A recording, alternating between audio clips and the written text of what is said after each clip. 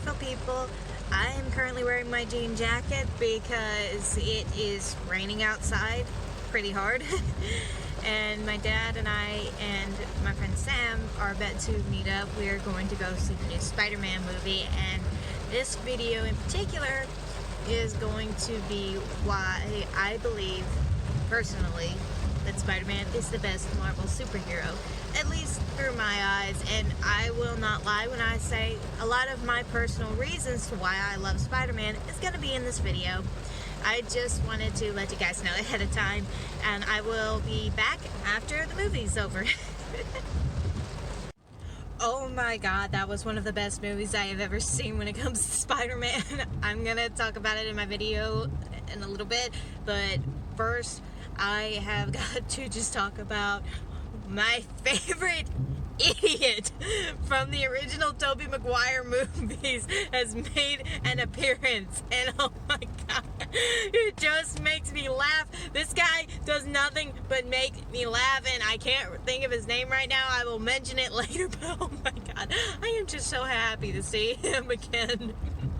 Like, I call him an idiot. He is kind of an idiot, but not really, because I'll get more into that later. But first, food. Okay, I'm back. I've been fed. I changed into one of my favorite shirts. I've got my favorite Bluetooth headphones on, and I have got my Spider-Man plush with me because, again, I am still talking about Spider-Man and why I love him so much. First of all, like, did you guys know he has the most movies out of all the MCU characters? And I don't mean that, like, specifically in the MCU. I mean, like, there's the Tobey Maguire version trilogy. There's the Andrew Garfield movies. There's also, of course, his movies. Tom Holland. This one is supposed to represent Tom Holland. And, you know, yeah, I just love that. I think it's really cool.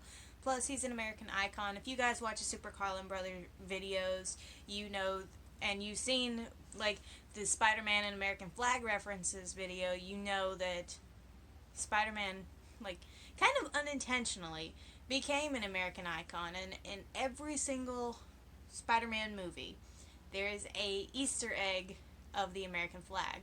Whether it's in plain sight, it goes by in just a second, or it's just a reference, such as when in Captain America Civil War, when Spider-Man, like, officially makes his debut in the new suit that Stark gave him. He's holding Captain America's shield, which is supposed to be yet another reference to the American flag, because it's the red, white, and blue with the star. And I love that. I think that was a really cool, really fun reference. And if you haven't noticed, my bed cover is, of course, a Captain America blanket. I'm weird. I'm very much a Marvel geek. I love the fact that I can be a Marvel geek in today's society, because I'm pretty sure if I was this much into it, or made it this known how much I'm into it when I was younger, I definitely would not be popular in my group, in school. Well, I wasn't popular to begin with. Nobody really liked me. Yet another reason I relate to Spider-Man so much. I put the shield up because I realized that thing was missing and it bothered me. I have OCD. Well, I'm not, like, officially diagnosed with it, but little things like that have always bothered me. I don't know why. But one of my favorite traits about Spider-Man, and I just realized I don't have him with me either, would be his, I'm probably gonna butcher this pronunciation, but indomitable will. And I very much love that because, again, I'm kind of strong-willed. I am stubborn, and I am a southern girl. I'm from the South, and we are, specifically southern women, we are known for our stubbornness, and boy am I stubborn. And even though, like, that can be kind of different depending on each particular person, every individual situation, Spider-Man's will indomitable will means that he defies the odds. Not necessarily because he got bit by a radioactive spider and lived, but he's put into many, many, many difficult situations where he will still continue to come out on top. And that's a good example for kids and adults and people who are just down on their luck in any way, shape, or form, to see Spider-Man, whether it be in a comic book or in a movie, he is still coming out on top, and he is fighting the odds. In a way, you could say he's climbing the mountain, and even when he slips and has to and winds up falling 50 feet or whatever, he doesn't let that get to him. He just keeps climbing back up, and even if he has to stop for a little while, he doesn't let it hold him back. He still keeps going. And I think that's a good, very good thing for people to know about Spider-Man. I think that's something that he really does represent. And another thing is back to Uncle Ben and how he is basically the reason that Peter Parker became a superhero. Because if you all remember, like, the Tobey Maguire Spider-Man movies, the very first one, might I add, he is originally using his powers to be a wrestler. Like, back then, in the movie, I know for sure, he was calling himself the Human Spider, and it was the announcer or whatever who gave him the name Spider-Man. He's like, my name's the Human Spider. And it's like, that just doesn't sound good. I mean, it could maybe work as a wrestler, but nah, I like the fact that they called him Spider-Man instead. I thought that was a lot better. But in the comic books is actually what he does more often. He is like a professional wrestler, fighter, or whatever you want to call it, in the comic books, and he actually gets a bit of an ego from it. And it's the death of his Uncle Ben, because, okay, again, referring back to the Tobey Maguire movie, when he doesn't get paid the amount that was advertised, the guy gets robbed, and he just steps to the side and lets him. In the comic books, it's a lot more than that. He's been doing this for a while, and he's pissed off because they're not paying him as much, and again, the robbery happens, and again, he steps to the side, but he tells the security guards, when they asked him, why didn't you stop him, he said, I'm tired of it, it's not my job, it's your job, or something along that line. It's been a while since I read any comic books. I need to get back into it. Lost my train of thought for a second. But in both times, Uncle Ben gets shot and killed because the guy needs a getaway car, and Uncle Ben just happens to be there. And that's when Spider-Man officially becomes a superhero. And I think that is very important. It's a good backstory for him. I don't know how to necessarily explain it. Like, every good hero has a really good yet tragic backstory in one way or another, because as we all know, Peter Parker was raised by Aunt May and Uncle Ben. And Uncle Ben gets killed. That's the only father figure in his life, and for him to be gone like that out of nowhere, that hurts. That has to hurt.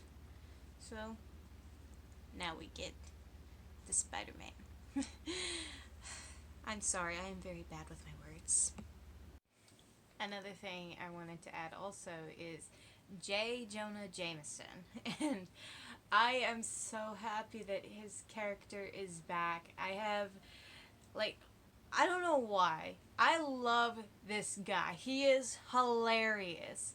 And the actor who portrays him, and of course I can't remember his name, he just plays him so well. I'm so happy that he is back in these videos. Well, not in these videos. in the Spider-Man movies. I'm happy that he's back. I hope that they keep him in. I hope that Like, I also, like, partially hope that he's also this conspiracy nut. And another awesome idea that I had for this goes back to my Instagram picture that I made. Or my little comic strip that I made and posted to Instagram that I am also going to put at the end of this video. Like, I'm happy that he's back because that also makes me think maybe Tobey Maguire will also make a cameo appearance. Maybe he'll still be like the photographer or videographer for the Daily Bulge. I really, really, really would love that, because if the Spider-Man multiverse is a real thing like it is in the comic books, maybe, just maybe, Tobey Maguire's from another Earth and he's here to help him out. And I know everybody's like, no, nobody wants to do a live action multiverse or anything like that. And some people do, some people don't. Like, bear with me here. But I think that would be a cool idea to introduce the multiverse in a more positive lighting. And who knows, maybe this will be how Venom also comes in. Maybe Tobey Maguire's Peter Parker is like from Spider-Man 3. What if he's being mind controlled by Venom or something like that? We don't know. And this is just a weird idea that I had that I wanted to put in right quick before all of this was over. I keep having to try to fix this because as the sun goes down, it's also storming. That light keeps, like, coming over my face, as you can see, and it's really, really annoying me. But, there's one more thing that I'm really, really hoping to see. I'm looking forward, and I'm hoping that we will see more, like, crossovers when it comes to Spider-Man, because as we all know, he's actually pretty good friends with, like, the Human Torch from the Fantastic Four, as well as Deadpool. Him and Deadpool are, like, awesome together in the comic books. So, I'm really hoping that it, like, either he'll make a cameo appearance in the Fantastic Four movies, or maybe, like, in this next, version of the Spider-Man movie that I'm sure will come out after those clips I saw at Spider-Man Far From Home today. Like, I hope he teams up with Deadpool or something like that, because that would be so awesome. It would be so awesome, and that's just me, and I'm gonna keep going on and on and on about that if I stay on it too much longer, and I'm trying not to. Oh man, I might have problems. Actually, no, I do have problems. Like, back when I was a kid, I literally said that Spider-Man was my friend because, well, kind of was. Not to mention the fact, like, I understood how he was feeling, even though I was only, like, 4 or 5 years old at the time I actually saw the movies. Because, you know, growing up, like I've said several times in this video, I was bullied really badly, and I actually didn't have very many friends in school. Actually, I didn't have any friends in kindergarten or first grade. Like, people were really mean to me, and I didn't know why, because I didn't do anything, and I guess it's because I never did anything or got in trouble. And I really, like, I didn't get in trouble, like, maybe, I got in trouble, like, maybe once because I forgot to turn in a paper. That's it. That's the only kind of trouble I ever got in. That's the only kind of trouble I ever got into. But anyway, back to this. Spider-Man was my friend because I saw a superhero getting bullied, and rather than getting back at them, he helped them. Of course, as Spider-Man, but he helped them. And you know, he took what Uncle Ben said, with great power comes great responsibility, very seriously. He doesn't use his powers to get back at his bullies. He does the right thing all the time, and I appreciate that very much. And, you know, 5-year-old me, 4 or 5-year-old me, took that seriously. Took it very seriously, and I still do to this day. And I hope that, you know, Spider-Man will forever be a part of the cinematic universe and things like that, especially the MCU, because he really does mean a lot to so many people. He means a lot to me. He means a lot to kids all over the place. He was my friend in school because I didn't have any real friends. Spider-Man was my comfort. He was the person who I always wanted to be because he was the role model for me, I guess you could say. Well, I have several role models. One of them was like Spider-Man, one of them was Steve Irwin, one of them was Bob Ross, one of them was Mr. Rogers. I liked all the nice people. I liked all the people who were nice and liked animals and things like that. Oh, I'm not going to get any more into my past in this video, so I'm going to end it before I go absolutely nuts. Anyway, I hope you guys like this video, the parts that actually talked about Spider-Man. Again, I'm really sorry that I keep getting off topic. I've got to work on that. I really, truly do. If you watch this video, please like and subscribe if you haven't already. And tell me, like, why you like or dislike Spider-Man. Leave a comment. Discuss it with me, please. I would very much like to actually have a conversation with somebody. Well, I have like one subscriber who like I have full-blown conversations with whenever we talk about Marvel and fan theories and things like that. And speaking of which, I am working on another fan theory. This one will be about Vision and the Mind Stone, and I want that one to be good, and I'm actually writing out a script for this one, so it might be like a slideshow video. If I have to, I will do that. But anyway, I'll talk to you guys later. I love you. Peace out.